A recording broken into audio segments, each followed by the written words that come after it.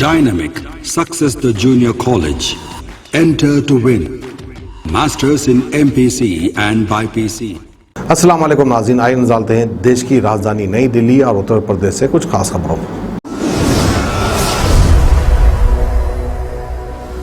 दिल्ली के उप मुख्यमंत्री मनीष सिसोदिया ने 12th के एग्जाम्स कैंसिल करने के फैसले का स्वागत किया है और कहा है कि यही ठीक टाइम है जब हमें फ्यूचर के एग्जाम्स को लेकर रणनीति बनाना चाहिए। हमारे पास 1 साल है और जैसे अभी सिचुएशन है उसे देखकर तो अगले साल भी कुछ ऐसे ही सिचुएशन नजर आती है।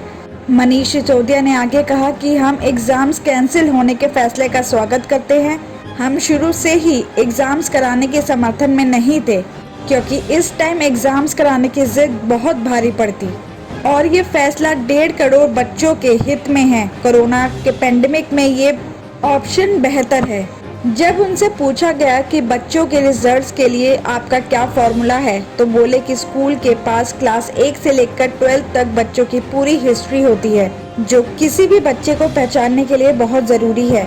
इसके साथ ही अगर रिजल्ट जारी करना है तो 9th, 10th, 11th और 12th के प्री बोर्ड के आधार पर उन्हें मार्क्स दे सकते हैं। मनीष सिसोदिया ने यह भी कहा है कि इस बार तो हमने जैसे तैसे बच्चों को एग्जाम्स पर फैसला ले लिया है, लेकिन अब हमारे पास पूरा 1 साल है। 1 साल के बाद एग्जाम्स कैसे कराएंगे अब इसके बारे में सोचना चाहिए और जिन स्टूडेंट्स को एग्जाम देना है उनके लिए भी एक ऑप्शन है। जब सिसोदिया से कोरोना की 3rd वेव के बारे में पूछा गया तो बोले कि 3rd वेव की तैयारी जोरों पर है। हालांकि उन्होंने कहा कि स्कूल खुलने पर अभी हम कुछ नहीं कह सकते हैं। कोरोना की दूसरी लहर के बाद तीसरी लहर कब आएगी इसका अभी अनुमान लगाना मुश्किल है। यही वजह है कि केंद्र के साथ साथ राज्य सरकारें भी तैयारियों में जुट गई है। तो वहीं दूसरी ओर अगले 1 महीने के अंदर निगम के हॉस्पिटल भी तीसरी लहर को झेलने के लिए तैयार हो जाएंगे। इसके लिए निगम हॉस्पिटल्स में बेड की संख्या बढ़ाने के साथ ऑक्सीजन और वेंटिलेटर की भी फैसिलिटी कर रही है। आपको बता दें कि उत्तरी, दक्षिणी और पूर्वी तीनों नगर निगमों के इस टाइम में 6 हॉस्पिटल्स में कोरोना के इलाज की फैसिलिटी की गई है। यहाँ आइसोलेशन सेंटर, ऑक्सीजन बेड और डॉक्टर्स की टीम को तैनात किया गया है। निगम के एक अधिकारी ने बताया कि नए मामलों में कमी आने के साथ निगम के हॉस्पिटल्स में पेशेंट्स की संख्या भी कम हो गई है। इसको देखते हुए निगमों को अपने हॉस्पिटल्स को बेहतर तैयार करने का अवसर मिला है। यही वजह है कि धीरे धीरे तरीके से ही कामों में तेजी लाई जा रही है।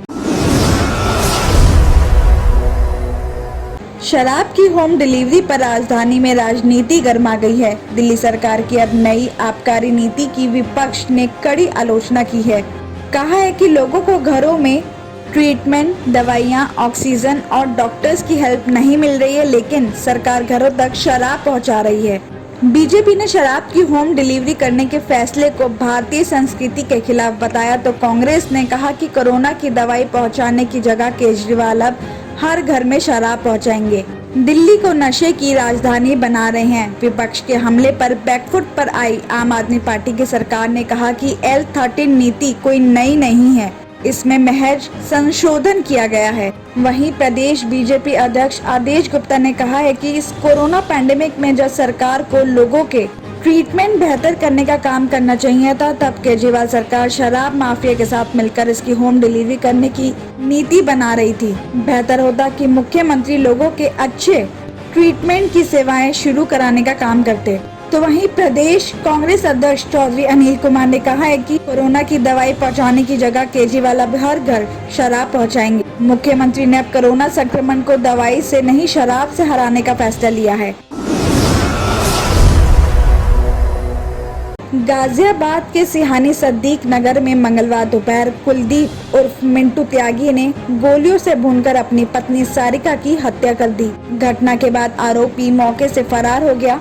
सारिका के घर वालों ने दहेज में 50 लाख की मांग पूरी न होने पर हत्या करने का आरोप लगाते हुए हंगामा शुरू कर दिया। घर वालों का आरोप है कि दहेज की मांग को लेकर मिंटू सारिका को टॉर्चर करता था। कई दिनों से वो उसके साथ मारपीट भी कर रहा था। बताया जा रहा है कि मंगलवार को सारिका फोन पर अपनी मां से मिंटू की शिकायत कर रही थी। इसी दौरान उसने उस पर गोलियां बरसा दी। घर वालों की शिकायत पर पुलिस ने मिंटू और उसके पिता मूलचंद त्यागी के खिलाफ दहेज हत्या का केस दर्ज करके उनकी तलाश शुरू कर दी है। आपको बता दें कि मुजफ्फरनगर के गांव उपवाली के रहने वाले ब्रह्मत्याल त्यागी ने अपनी बेटी सारिका की शादी फरवरी 2020 में सिहानी सद्दीक नगर के रहने वाले मिंटू त्यागी के साथ की थी। सारिका के पिता ब्रह्मपाली त्यागी का कहना है कि उन्होंने अपनी बेटी का रिश्ता 1 रुपए में तय किया था। पैसे ना होने के बावजूद भी उन्होंने ज्यादा दहेज दिया। आरोप है कि शादी के बाद से ही मिंटू और उसका पिता मूलचंद दहेज में 50 लाख रुपए की मांग को लेकर सारिका को टॉर्चर करने लगे।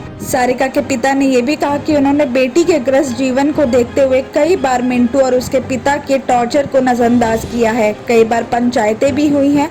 शुरुआत में सब ठीक रहता, लेकिन कुछ दिन बाद सारिका को फिर से टॉर्चर करना शुरू कर दिया जाता था। घर वालों का कहना है कि मिंटू कुछ दिनों से सारिका के साथ मारपीट भी कर रहा था। बताया जा रहा है कि पेट और कनपट्टी में 4 गोलियां लगने से सारिका की मौके पर ही मौत हो गई और घटना के बाद से ही मिंटू मौके से फरार हो गया।